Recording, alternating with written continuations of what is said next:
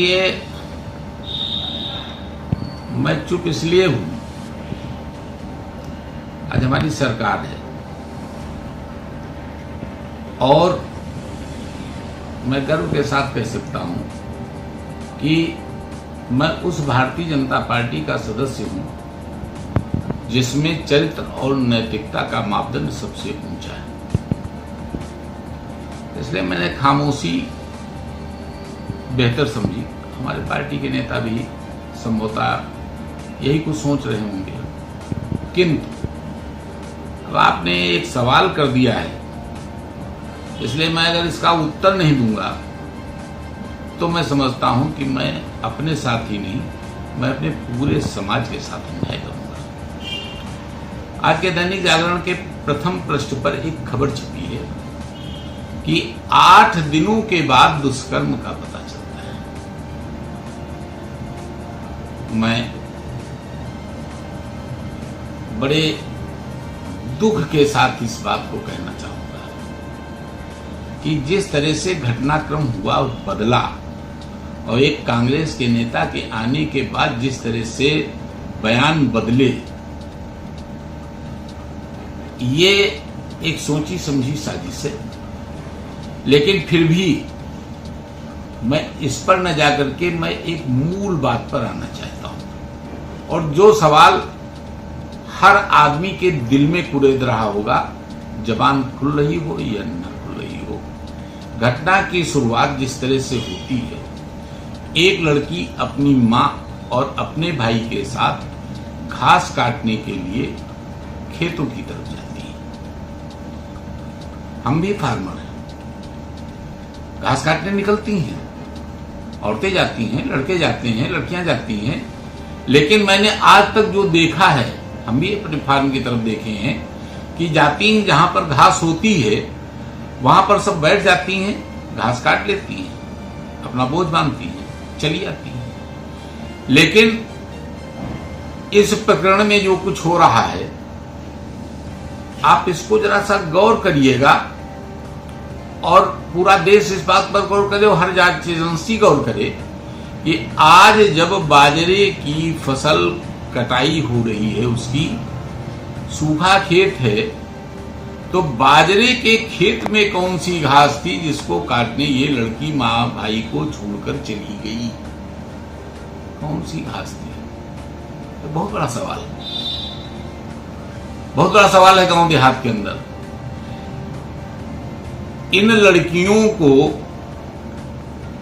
जब अकेले में घास काटनी होती है तो इनको गन्ने का खेत मिलता है,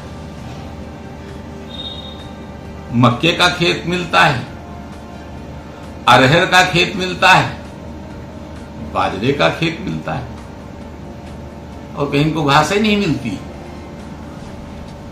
ये एक बहुत बड़ा सवाल है। मैं नहीं कह रहा हूं, मैं संदीप के नाम के लड़के को मैं क्लीन चिट नहीं दे रहा हूं, क्योंकि उसके साथ तो इसका एफआईआर, वहां की जो सूचनाएं आ रही हैं, वीडियो आ रहे हैं, इसका तो 3 साल पहले का एफआईआर था उस लड़के के साथ में। मारपीट भी उसके 3 दिन पहले हुई, समाचार पत्र बता रहे हैं, उसके साथ 3 दिन पहले मारपीट भी हुई थी। हो सकता है मारपीट की घटना हुई हो सकता है इसके गले की हड्डी टूटी हो सकता है इसकी जबान भी दांतों के तले कट करके गई हो, मरी भी है, हत्या का मुकदमा लगना चाहिए। उस लड़के को लड़की के साथ मारपीट करने की सजा मिलनी चाहिए। लेकिन इसके अतिरिक्त जितनी बातें हैं, रेप की घटना नहीं पुष्ट हो रही, क्यों रेप की? मैं योगी जी से कहना चाहूंगा कि किस बात के 25 लाख? ये जनता की कमाई है। किस बात के लिए मकान, किस बात के लिए उसे तमाम सुविधाएं क्यों दिया जा रहा है? और मैं कांग्रेस से कहना चाहता हूं कि अगर इसी तरह की सती सावित्री अगर उनको तलाश कर रहे हैं तो इसकी अस्थियों को ले जाएं। मैं प्रशासन से कहूंगा उनको दे दें और शंकर जी की तरह से इसको लाद करके देश भर में छिटकावें, महामंदिर बनवावें और मंदिर बनवा करके उसकी पूजा करें, जिस तरह से हमारे यहाँ सती पार्वती की पूजा की जाती है, क्योंकि इससे बड़ी सती इस दुनिया में नहीं मिलेगी। ये विडंबना है, ये विडंबना है और ये चारित्रिक पतन है। इसी तरह के मामलों को लेकर के लड़कियों को बढ़ावा दिया जा रहा, सारी जगह पर लड़कों का दोष है। घर से लड़की निकलती है 500 गज की दूरी पर, 200 गज की दूरी पर लड़का मोटरसाइकिल लिए खड़ा है। हम लोग भी हुआ थे इसी बाराबंकी के अंदर, हम लोगों की हिम्मत नहीं पड़ती थी रास्ते में किसी लड़की से बात करने। अगर हम लोग बात कर लेते थे तो घर में 20 बेद पड़ जाते थे, और अगर लड़की बात करते देख ली जाती थी, शिकायत चली जाती थी, स्कूल कॉलेज उसी दिन से बंद हो जाता था जाना उसका। ये था। आज लिविंग रिलेशनशिप, डेटिंग पे हीरोइन जा रही, टीवी में दिखाया जा रहा है। क्या शिक्षा दे रहे हो लड़कियों को? कहां पे नैतिक चरित्र रह गया आपका? ये समाज, हमें उम्मीद नहीं थी कि युवा अवस्था के बाद इस बुढ़ापे में ये दिन देखने पड़ेंगे। अगर मुझे ये पता होता कि हमको समाज का ये चरित्र, मैं आरएसएस से जुड़ा रहा हूं, अगर इतना पतन देखना होता तो हो सकता मैं आत्महत्या कर चुका होता।